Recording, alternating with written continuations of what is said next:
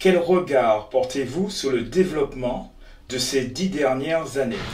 Écoutez, moi, quand je vois où nous en sommes aujourd'hui, on ne peut pas dire que nous ne sommes pas développés. C'est pas vrai, la Martinique c'est un pays développé. Mais la question qu'il faut se poser, c'est quel développement?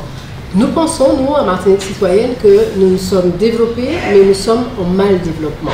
C'est-à-dire que tout ce que nous avons aujourd'hui comme développement repose sur des bases erronées. C'est-à-dire que les comptes rapides de l'INSEE nous le prouvent d'ailleurs. Nous avons une croissance qui a repris, effectivement, mais à quel prix? C'est-à-dire que nous sommes dépendants de la Sahara, donc de l'exportation des produits pétroliers. Nous sommes dépendants de la banane qui aujourd'hui, on le sait, n'est plus concurrentielle, donc qui vit de subventions. Donc très clairement, tout ce que nous avons entrepris ces 10 dernières années vont dans le sens du mal développement. Les transports, le logement, le tourisme, la santé, nous avons des déserts médicaux dans le nord. Le tourisme ne marche pas, puisqu'on sait bien que même si le tourisme de croisière a recommencé, il n'apporte pas d'investissement, il n'apporte pas de ressources suffisantes.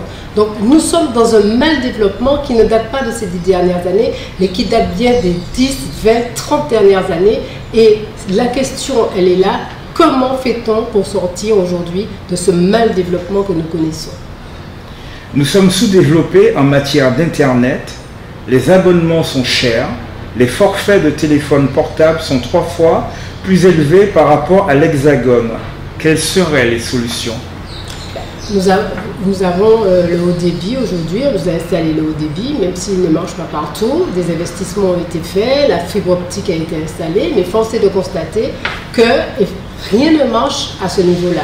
Donc ce que nous disons, nous à Martinique Citoyenne, c'est qu'il faut que les citoyens, que les Martiniquais s'engagent, il faut proposer un projet. Mais ce projet ne peut pas venir de quelques-uns. On ne peut pas décider, par exemple, que la Martinique demain sera du tout numérique. C'est une des pistes, c'est une des solutions que nous proposons. Mais il faut que tous ensemble, nous nous mettons à réfléchir, à proposer aujourd'hui des pistes, des solutions pour avoir une vision d'ensemble de la Martinique, pour avoir un cap. Alors, est-ce que ce cap passera, par exemple, de faire de la Martinique une terre du tout numérique? Ça peut être la solution. La Guadeloupe l'a déjà bien entamé. Il y a déjà un vrai plan de développement du numérique et des hautes technologies en Guadeloupe.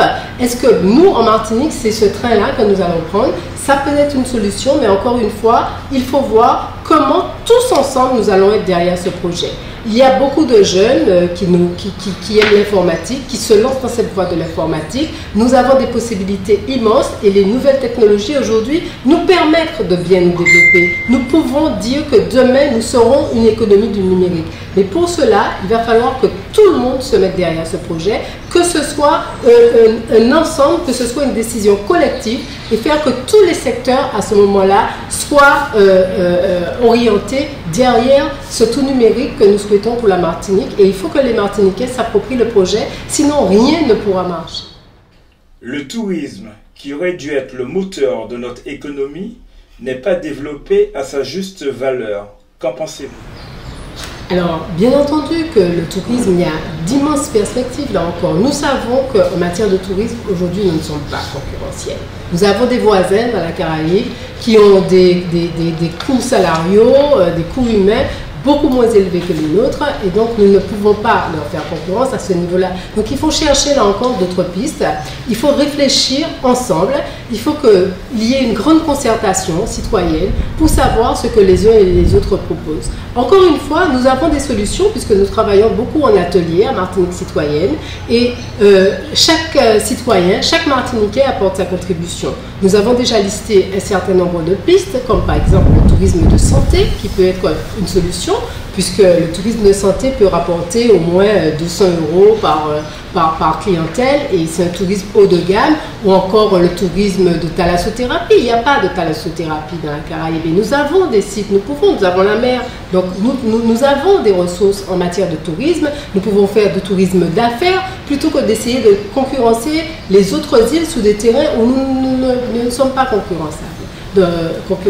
Donc aujourd'hui, je crois qu'il faut explorer d'autres pistes pour le tourisme, et c'est ensemble là encore, parce que c'est vraiment la vocation de Martinique citoyenne, c'est de dire qu'il faut écouter les Martiniquais, qu'il y a des ressources. Par exemple, il y a beaucoup de gens qui font des gîtes ruraux, qui font concurrence aux grands ensembles hôteliers. Comment allons-nous mettre en conformité, comment allons-nous globaliser cette offre hôtelière et offre plus rurale de gîtes, etc. Ce sont des questions qu'il va falloir se poser en allant vers un intérêt commun et non plus les petits intérêts privés des uns et des autres. Que proposez-vous pour la Martinique dynamique avec un taux de chômage moins élevé?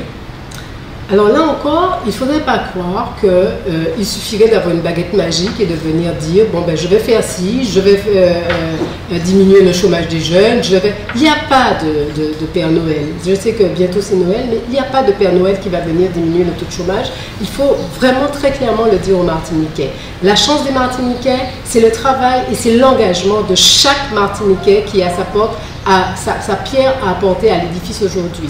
Si nous n'allons pas vers une haute exigence, une haute qualité démocratique dans ce pays, rien ne pourra se faire. La base ne sera pas bonne. Il faut redonner le pouvoir aux citoyens et il faut responsabiliser les citoyens aujourd'hui.